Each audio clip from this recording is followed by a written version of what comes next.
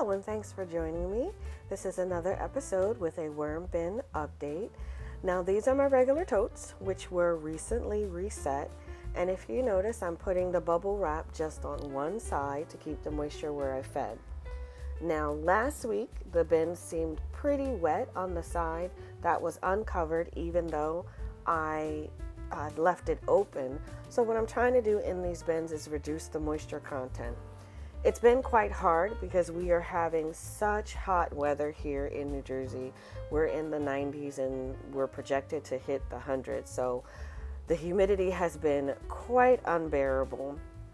So I've been trying different things to reduce the wetness of the bins. So on the side that I fed, I don't quite see any worm balls, but the material is just a little bit more wet. Like both sides really are holding in the moisture. They're not that crumbly texture, they're more a mushy texture. So for this week, for this bin, I'm not going to give it a larger feeding of wet items. I'm going to put this banana in, and normally after a week or two I would probably process the apple, but I'm just going to leave the apple as is to let it continue to get broken down. And then give this bin a little bit of a smaller feeding than usual to try to keep the moisture out of the bin instead of adding more heavier things like watermelon into this. As far as how the worms look like they're settling in well. Again, no evidence of them traveling by leaving little tracks along the top of the bin. And this bin is all set up for the next week.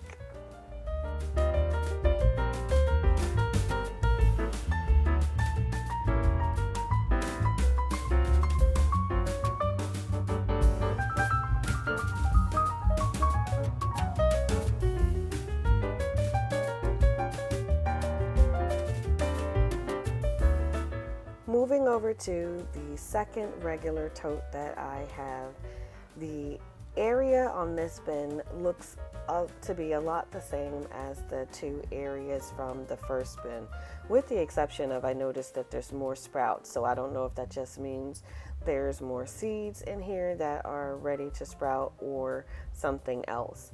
Now on this side, the drier side, the non-fed side, it was actually less wet than what was on the drier side of the previous bin. So true to form, the two bins, even though they're fed the same and kept the same, one still runs a little bit different. The material here has that kind of like cupcakey consistency that I look for. It's not too wet but not dry either. Over here on this side, I didn't find much evidence of leftover food particles, and that may have just been because there weren't any apple on this side or anything large to be given. So I'm going to give this side of the bin a pretty good feeding. As always, I do fluff the material up from the very bottom. With the way this tote is, I don't want anything to get stuck in the grooves and start to hold moisture and sour out the bin either. So this bin, I'm going to give a little bit of the watermelon versus not doing that in the previous bin to put some moisture in, since the drier part is, or this material is a bit drier than its counterpart. And I did not switch the side that I fed, but that's not really a big deal. The worms were kind of spread out through everything. I think in the next 2 weeks I'm going to add some more cardboard to the bins as well to bring that material level up. It's kind of amazing how quickly the level of material drops throughout the composting process, but I do want more than what's in here because I know it'll only reduce. And this bin is now set up for the next week. Moving over to the first of my Vermibag totes. Now with this one last week, I left a side open. I didn't cover the whole thing because the Vermibag tote was wet, and that is very, very uncommon for me. And even though it did dry out pretty well, I did not like how crunchy the material was on that side. So I would recommend, and this would be, just from my experience, When it comes to the Vermibag totes, if you are in a very dry climate, you are definitely going to want to put some type of bubble wrap or newspaper or cardboard over the top, because these things can dry out so quickly. It's in the same room as the regular totes. They're on the same stand, and this was so dry that I was afraid that any worms in there could have perished.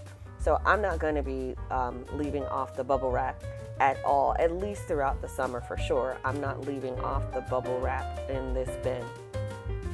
In mixing the material up in this bin, the other side didn't feel as wet as it did before, so it did get some time to dry out a bit. So there's no major food particles, there's no major concerns again with the worms. I still see them throughout. No big worm balls because the material, there's still a lot of cardboard in the bin. So I'm just gonna find a place and put the food in.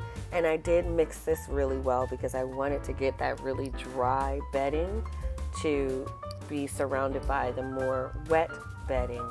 And I'm not going to add water though, because again, the balancing the water right now with the humidity and the high heat is a very touch and go, and I don't want to oversaturate the bin at all. So I'm going to give this one a good size feeding, and this will finish up the update for the first of the Vermibag totes.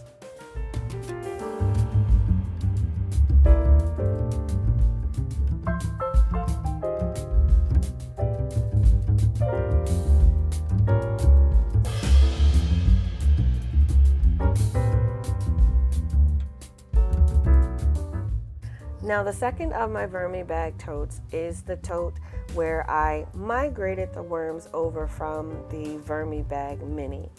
And the worms are settling in pretty well.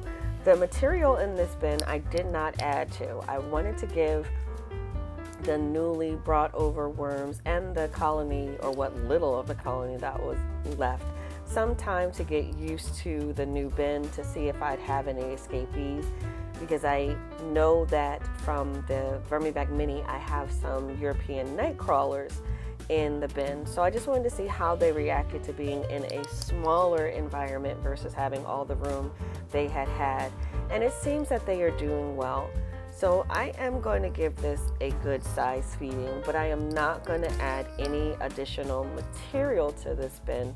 I think when I add it to the other bins, I'm going to add to this one as well. But the focus is for moisture and content level, but I just don't want to push this bin too much because I know, unlike the other bins, there's not as big of a colony in this one as the others. Otherwise, this bin is looking okay, and that's the update for this Vermibag tote for this week.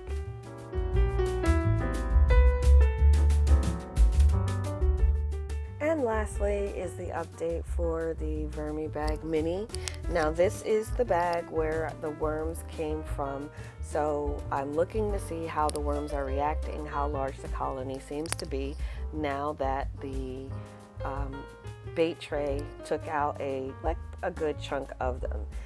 And as far as the content, you could see that the content level in this bin has compacted and reduced a lot as well too. So I need to put some more cardboard in here between the next 2 weeks as well.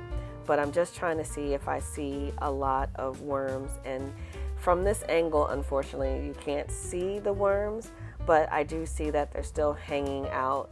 So what I want to do for this one is feed it up and feed it something that is going to entice the worms to come up from the lower level. So I'm going to give this a good size feeding.